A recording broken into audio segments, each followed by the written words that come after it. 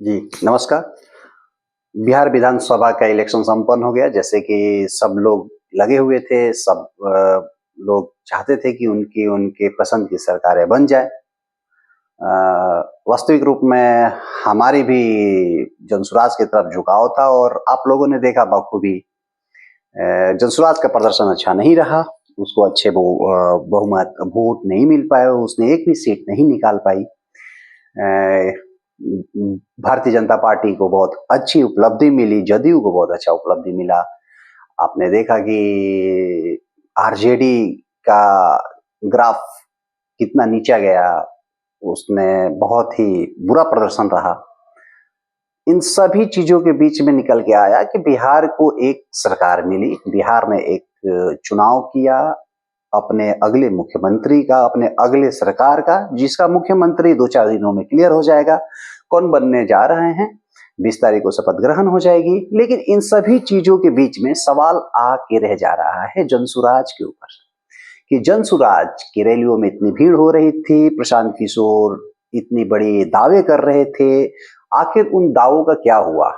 जितने भी जनसुराज के समर्थक हैं, कुछ हमसे जो कार्यकर्ता अगर जुड़े हुए थे, मैं भी काफी एक्टिव था, तो लोग मुझसे भी पूछ रहे हैं कि भाई अब क्या करें, इन लोगों को कैसे जवाब दें। लोग हमसे पूछ रहे हैं कि क्या प्रशांत किशोर अभी भी राजनीति करेंगे। उन्होंने तो कहा था कि अगर जनसुराज अगर जेडीयू 25 सीट से ज्यादा ला दी तो मैं राजनीति छोड़ दूंगा। ये इस सवाल का जवाब वो लोग हमसे मांग रहे हैं। तो क्या प्रशांत किशोर इस राजनीति को छोड़ देंगे? तो इसका तो सही जवाब तो प्रशांत किशोर ही देंगे।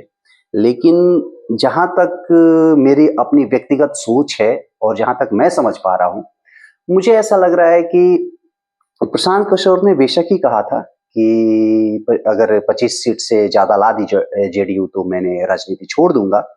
तो प्रशांत किशोर किन परिस्थितियों में और क्या सोच के ऐसा बोले थे?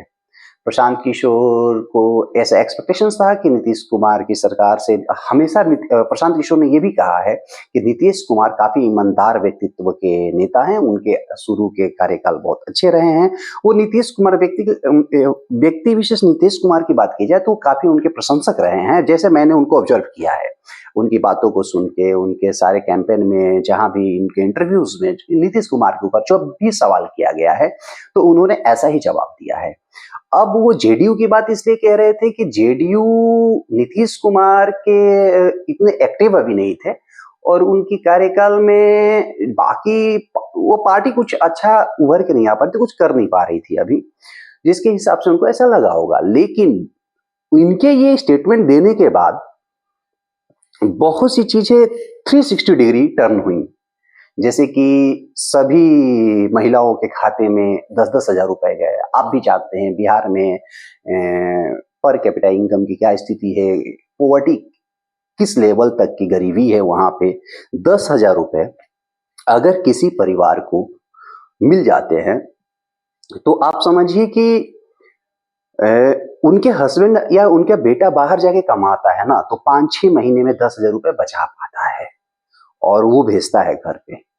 तो एक बार में 10,000 रुपए, वो भी इलेक्शन से 2 दिन पहले किसी के हाथों में आ जाए तो काफी प्रभाव डालता है। उनको सपने ऊपर से उसके बाद 2 लाख इसके बाद मिलेंगे। आप समझिए 20,000 जिसकी सालाना आय है जिस परिवार को, उसको 2 लाख रुपए अगर कोई सरकार कह रही है कि हम आके दे देंगे आपको, तो ये लॉलीपॉप जो था, ये जो प्रशांत किशोर का जो एजम्पशन था, शायद उन्होंने ये सोचा भी नहीं होगा कि सरकारें ऐसे करेगी ये, और इन्होंने किया। अभी तो शायद लोग कह रहे हैं कि 40,000 करोड़ वर्ल्ड बैंक से बिहार के नाम पे लेके और इन सब पैसों को लोगों तक पहुंचाया गया। ये तो खैर सरकार समझ लेगी। अब इस चीज में प्रशांत किशोर को राजनीति छोड़ना चाहिए कि नहीं? अब प्रशांत किशोर से बिहार की राजनीति को नुकसान क्या हुआ है और प्रशांत किशोर के रहने से फायदा क्या हुआ है? और उसके बाद आप लोग समझदार हैं कि प्रशांत किशोर को इसमें रहना चाहिए, इस राजनीति में, या राजनीति छोड़ देना चाहिए। अब इससे पहले हम लोगों ने हमेशा देखा है एनडीए और गठबंधन की सरकार चुनाव लड़ा करती थी। छोटी छोटी पार्टियां इन्हीं की हिस्सा होती थी और हमेशा ये लोग अपनी सूझबूझ के हिसाब से चुनावी मुद्दों को सीमित रखा। न ही विकास के मुद्दों को रखा, न भी हमने हमेशा से सुनते आए थे जंगल राज, हमेशा सुनते आए थे सुशासन बाबू। अब यही दो मुद्दों के बीच में हमारी चुनाव हमेशा फंसा रहता था। कभी रोजी रोजगार, पलायन, शिक्षा, स्वास्थ्य मुद्दे ही नहीं रहे थे। आप लोग इस चीज को माने या ना माने, पर मुझे नहीं लगता इस चीज से इनकार कर पाएंगे कि आज की राजनीति में जो बिहार के ये पिछला जो चुनाव हुआ, इसमें जो ये अहम मुद्दे आए उसका सोर्स क्या रहा? प्रशांत किशोर है। बेशक आपकी चॉइस प्रशांत किशोर नहीं हो सकते हैं, आपकी चॉइस आपकी जाति हो सकती है, आपका धर्म हो सकता है, उसके हिसाब से आप अपना नेता चुन सकते हैं। वो नेता कितना दागी हो, कितना स्कॉलर हो, हमने देखा स्कॉलर, आप अपनी जाति को भी पता नहीं क्या, अभी हमने केसी सिन्हा के बारे में भी देखा कितने स्कॉलर थे, पर उनका सीट देख लीजिए कितना है। और एक से एक, जिसका नाम नहीं लेना चाहूंगा, एक से एक दागी नेता लोग आए जो रोज चुनाव जीत गए।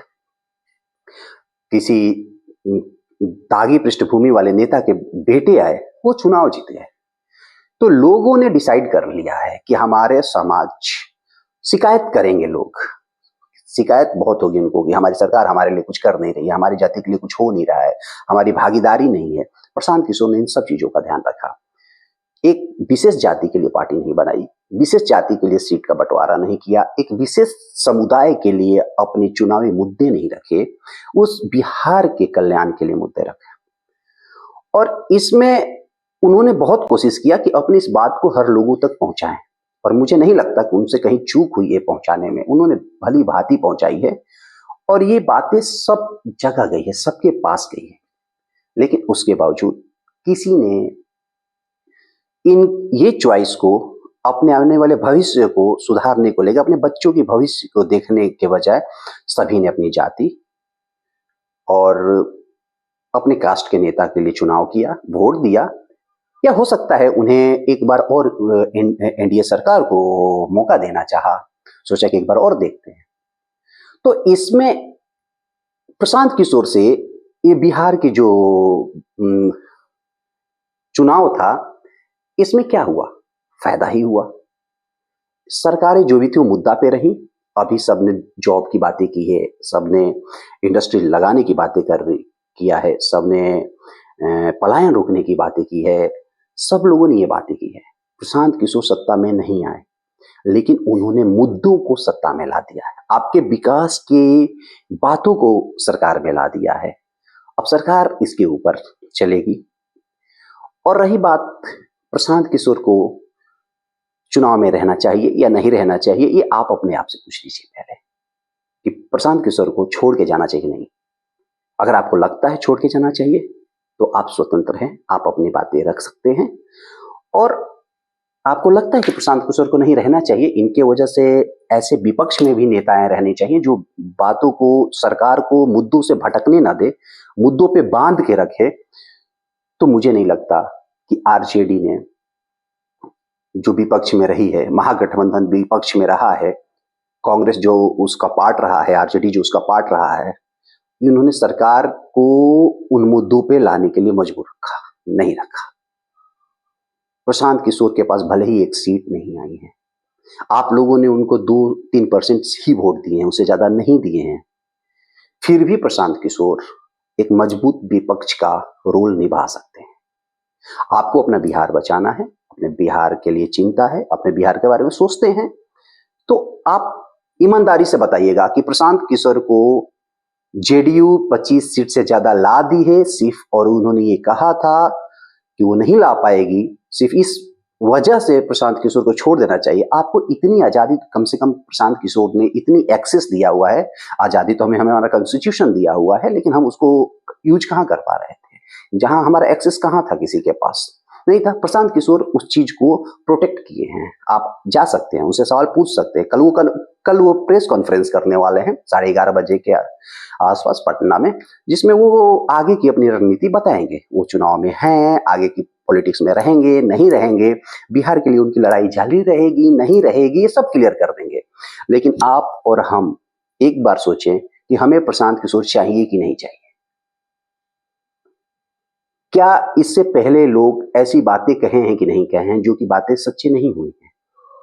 क्या ऐसे लोग नहीं कहे हैं कि मिट्टी में मिल जाएंगे, हम उनके पास नहीं जाएंगे, उनके लिए उनके दरवाजे बंद हो चुके हैं, कभी नहीं खुलेंगे? ये चुनाव, क्या किसी ने हिम्मत की है कभी कि ऐसे सवाल उनसे आंखों में आंख डाल के पूछा जा सके कि आपने ये बातें तो कही थी, लेकिन अब तो वैसा हो नहीं रहा है। प्रशांत किशोर सिर्फ इसी पॉइंट पर है, सब लोग उनको इस पे ट्रोल करे, सब उनसे ये सवाल पूछे। बेशक पूछना चाहिए, पूछ सकते हैं, इसे वो कतई भाग नहीं रहे हैं। वो अपनी समीक्षा किए होंगे, वो अभी देख रहे होंगे कहाँ उनके पास कमी रह गई, आगे की उनकी रणनीति क्या होगी। ऐसे ही अगले दिन आके आपके सामने कुछ भी कह के चले जाए, ऐसा तो है नहीं। बहुत रिस्पॉन्सिबिलिटी के साथ बातें कहेंगे, क्योंकि आप तो उनकी बातों को कितनी सीरियस ले, ये बहुत अच्छी बात है कि उनकी बातों का इतनी गंभीरता से ले रहे हैं। बस लेकिन वोट देते वक्त नहीं लिया आप लोगों ने।